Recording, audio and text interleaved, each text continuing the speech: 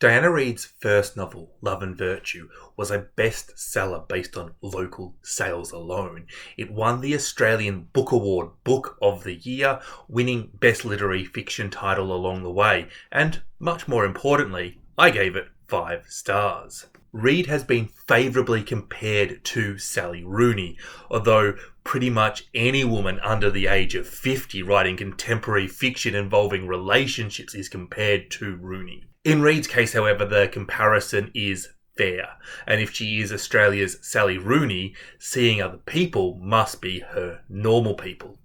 The question with every sophomore novel is, how does it compare to the author's first work?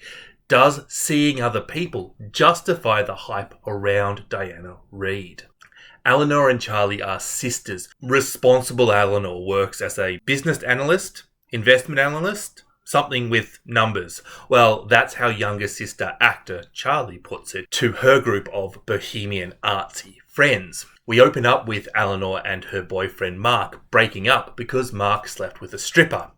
Well, actually he didn't sleep with a stripper, but he did something. There was a violation of trust. We don't actually know what Mark did, but we know he feels guilty for it. And Eleanor ends it. Is it a miscommunication or just an excuse? Charlie has moved into a share house which includes her director Helen, with that black hair and those perfect dimples. Of course Charlie has a crush on her, thinks Eleanor. Helen is concerned that working and living together is too much already without adding sleeping together to the mix. Charlie lets her know that it's just fun.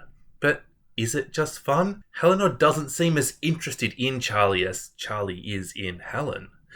Actually, Helen is kind of more interested in Eleanor. Meanwhile, during lockdown, Charlie has been sharing long and intimate emails with Mark. Charlie doesn't seem to want to tell Eleanor she's friends with Mark, but Charlie does want to tell Helen her feelings for her, yet she's worried she'll be hurt. Helen wants to tell Charlie what she thinks of Eleanor.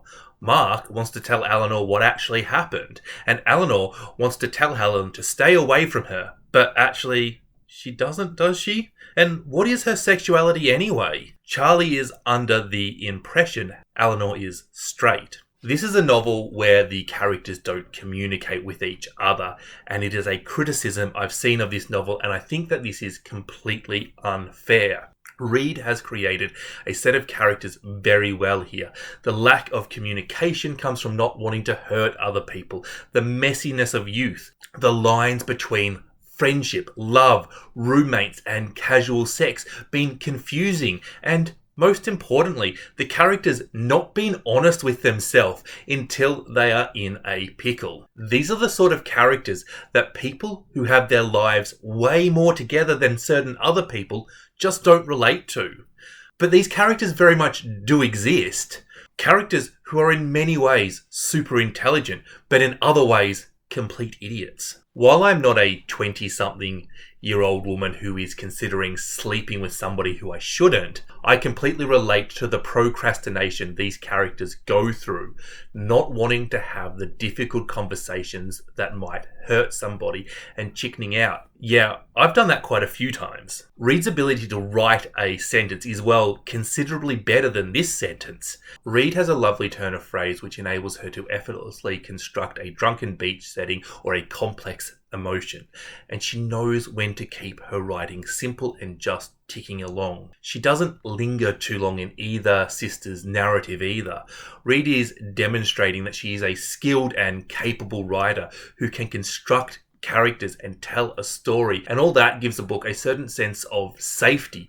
She is a talented writer, just let her do her thing. Diana Reid could have taken a few risks, but instead she has played it safe with seeing other people.